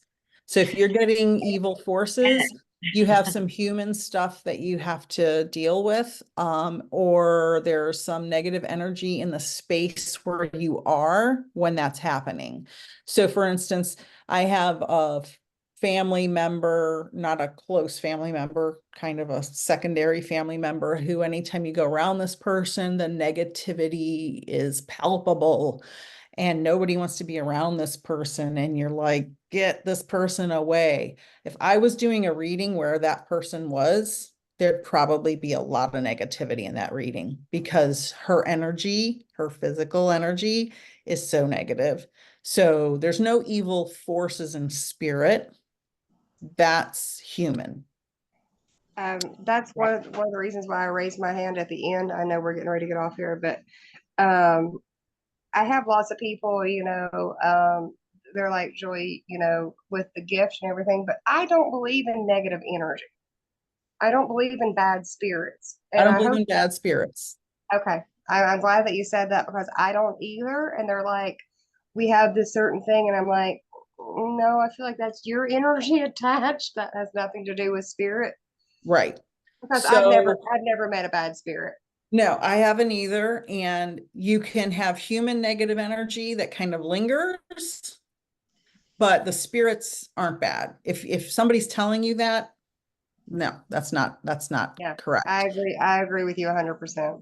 And somebody says, heard of people using Ouija boards. Can that let bad in? No, that's a myth. My mom was scared of Ouija boards, but it's a myth. It's just a board. Anybody can manifest anything, negative or positive. It's just there's Right. no negative spirits. So I have a 6-month beginners class. I know Kelly is joining and Julia, you're joining. Yes, ma'am. And Branwen, I think you were asking me questions about it, and everyone's welcome to join. It's getting full really fast, so I like to keep them sort of small so it's more individual and one-on-one. But if you have questions, I can send you tons of information about what we'll be covering. It'll be like this class, except you'll be doing readings. It'll be stretched out. There'll be a lot more dialogue and practice and exercises. I have one-on-one mediumship classes. Kelly's just now finishing up her one-on-one and going to start the 6-month, and advanced, which would be later. And then specialty medium clinics like finding your spirit guide, psychic versus medium, etc. You can email me any questions. And who's here from Ohio? I know somebody said in their intros they were from Ohio aside from me, and I was hoping it was somebody nearby. I believe it's Kelly. Kelly is in Ohio, yes, for now. Yeah. Oh, okay. Well, if she doesn't want to publicly say where she is, it'd be It was wonderful if somebody close Kelly by. Popovich. Yeah, wouldn't it be nice to have somebody close by? Like, you were just saying how, I'm sorry, I was reading that at the same time. Oh, I can't read. I'm so bad at names. I used to teach too and never knew a name. They were like, Takes me half a year. change seats. She'll have to say, hey, you. Um, I'm I can't I'm remember. very close to Ohio as well. Like I'm literally on the border of Kentucky and Ohio where And I'm what is at. your name again, please? What was your I'm name? sorry, What is your name Julia. again? Julia. I'm sorry. That's how bad I am. Yeah. Oh, okay. Julia. Okay. Nick, could I interject something from my experience with my NDE? Mhm. Tell you as far as negativity and evil. In Oh, my yes, experience, please. okay. Did you want me to just give you that piece of information, or did you want to? Go for it. Okay. So I hadn't been feeling, I'm only going to tell you about my second experience because I had a first NDE as well. I have a rare blood disorder. I have a couple things going on. Um, so I just hadn't been feeling as well as I normally had. And I got up one night, it was about 1 o'clock in the morning, and I went into the kitchen to fix myself a cup of tea. And I bent down after I'd gotten it, holding the hot cup of coffee, bent down to pet my cat, and I had piercing, excruciating pain, not not in the heart, down lower, like through my lungs, Mm. and and that was the last thing I remember here. The next thing that I remember, so I did not remember hitting the floor or anything like that. I was gone before then. They said probably I went, when that pain hit me. I Mm. ended up having an embolism. My lungs were 90% filled with blood clots. And so that was what with my rare blood disorder. And so I went down. Next thing I knew, I was enclosed by darkness. And that's when I saw my body hit the floor. And it was just all dark. I wasn't in the proverbial tunnel that people say. And as I walked, it was just like being in space, but with no stars. As I walked, it just got lighter, like an ombre, until I came into pure white. And it was just all sparkling and filled with those golden energy orbs that were floating everywhere. And there was only this time there was only one person there to meet me, and it was my angel guide. and I have been asked not to let people know who that is. That's fine. Okay. And he met me there. I'm gonna cry. Okay, take deep wrapped, breaths. wrapped me in a big hug.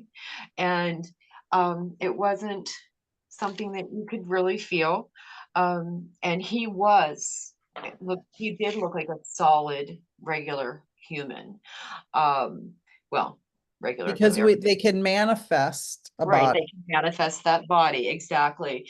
And in my previous, and I won't go to that one, but in my previous experience, my angel had brought forth some of my family, and they were not fully manifested into full bodies. They were transparent. And he took the time, he talked to me and asked me what I needed to know and what questions I had. And one of the questions that I had was what we were talking about evil and what are we here for? And he said, no, there is no hell. The only hell or evil that there is in either your heart or your perception and on earth. That is it. That is the only hell that we will ever go through. Hell per se. There are no evil spirits. That again is just your perception. It is a place where everyone goes collectively. It is just a place of love. It was an overwhelming feeling of love and happiness and beauty, and that it's our job, what we're supposed to be doing here on earth together, is we're supposed to be banding together and lifting each other up and making each other a better person. Exactly. And that's what our job is here to do, and that we are failing pretty much. Very Yeah. much so. We've got some stuff going on, right?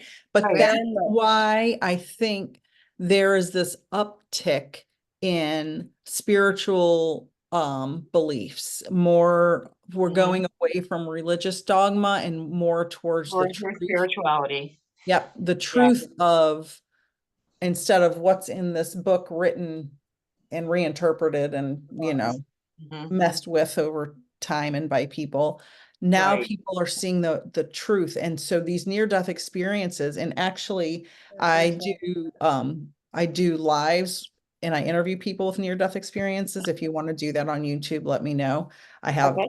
I'm collecting them because I think it's fascinating. But yeah, I think this is a whole new trajectory for humanity, to make the new earth, as Eckhart Tolle says.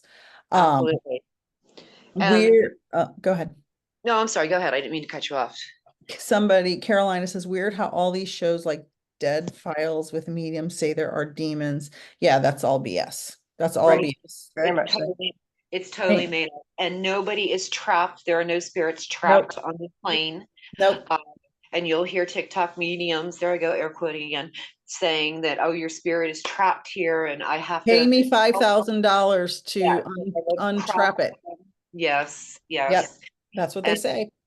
I'm working as a death doula right now. I'm working in hospice, and people said, oh, you help people cross the other side. No, that's not what I do. I just give peace in the end and help with that person and their family with whatever they need to do. You probably So have a lot of good stories. I do. Yeah, So that's what I love was that. doing before any of this ever started. So the first NDE, I wasn't given a choice, nothing. I was just very politely told, you have to go back. You're not finished with what you're supposed to accomplish. You need to go back now. Good. I'm and glad the you're here. Thank you. Me And the too. second time I was asked if I wanted to come back. It was totally my choice. I was told that there are things here that definitely I could be accomplishing and I could help many people, but it was my choice at that point. And it was a hard decision because the feeling, the Mhm. vibration, the love that was there was so overwhelming that it was hard to say, no, I'm going to go back. But then I also, immediately thought I have 12 grandchildren and I have things to Yeah. do in life and I'm going back. But You're brave. Oddly, I am pretty much, because to validate, well, how much validation do I need? About 2 weeks after that, I had a reading from somebody that I've followed for a very long time, very trustworthy psychic, not medium psychic. And I don't discuss my health issues there. And she said, you do know that if you die again, and I'd never talked about it, so this floored me, you're not going to be given the choice this time. So try to hang on. So she knew that, and that kind of hit me like a ton of bricks. I was like, okay, I'll try real hard to hang on. I didn't mean to have the embolism. Wow, that's fascinating. I think, and I want to hear more about that, but I think Oh, yeah. Kelly had Go ahead. something she was going to say. Mhm. Kelly, I thought you needed to unmute for Who, something. me? Yeah. Oh no, I was just, she was asking who else was in Ohio. Oh, And okay. that's when I was trying to like, I see it now. Okay. I see it. I'll reply to Kelly. Oh, I can't Awesome. reply to Kelly. And Julia, yes, ma'am. I just want to say how grateful I am to be here in this group right Me now too. with these amazing women. I Yeah. am So, too. I excited. feel like this is exactly what my soul has needed, and I'm very blessed to be here. So, I'm very grateful again. Me too. Wonderful. I see how eager Kelly is. She's like me a year ago, if that makes sense. Yeah, it's so Um, exciting. it's not just exciting. It's my sole purpose. I understand after finally understanding Absolutely. mediumship, my purpose in life.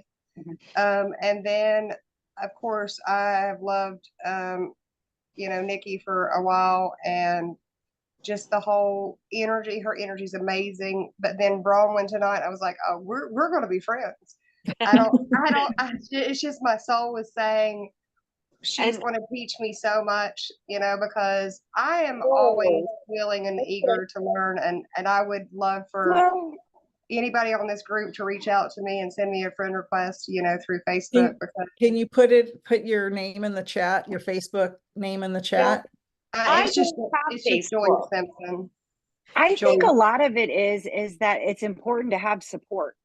Mhm. Because Exactly. I think we've all been this way our entire lives. Yeah. You know what I mean? And a lot of us seek out, just like I'm sure, because it's there, and it's almost like you feel like you have to, what at least I feel with myself is that I've felt like I've needed so much validation for something that I already know Correct. is there. And I You're think we've almost been Yes. conditioned to suppress it. You know what I Yes. mean?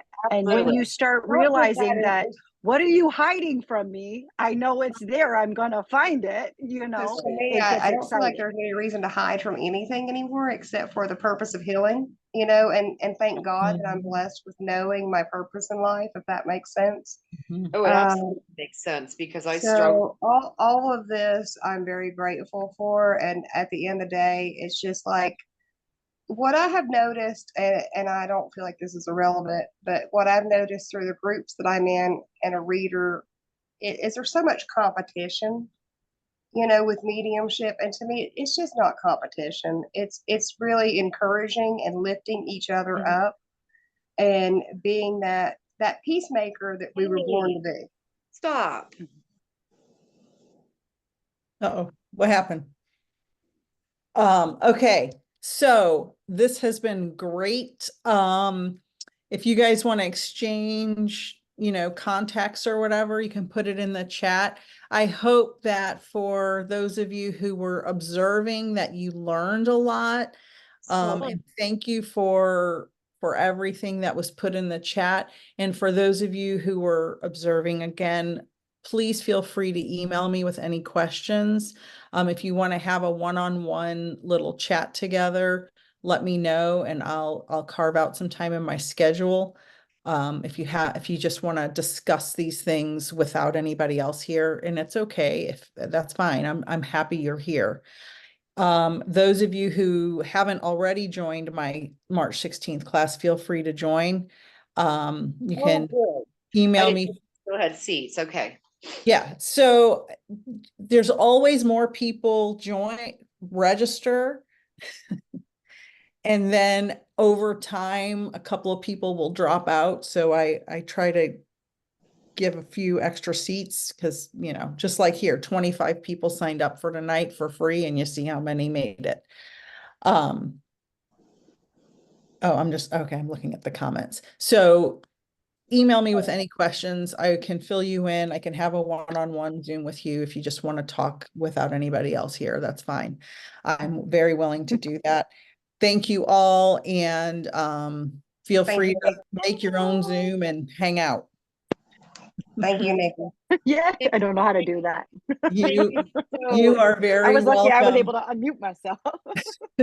It's been a wonderful evening. I am so happy to have spent it with you ladies. I've learned a lot. I hope you did too. As soon as the cloud uploads this recording, I will put it. Hi. I can see your face now. I see you now. As I'm soon like, I'm as the- upset that you don't have a Facebook. Yes, I got locked out of it when my Apple phone broke about 3 years ago, and my ID couldn't be recovered, and Facebook has blocked me permanently. So can you send me like something on Messenger? Joy Nicole Simpson. Just gonna throw that out there. Okay, you're not on TikTok then? No. You guys I'm can not. both email me and I can send your You can go emails to that each way. other. Love you. Yeah. Yes. Yeah. Thank you, All right. Nikki. You're Good amazing. night. You are Bye, wonderful. everybody. so much. Thank you. See you Bye-bye. soon. Last Bye. night, guys. Bye.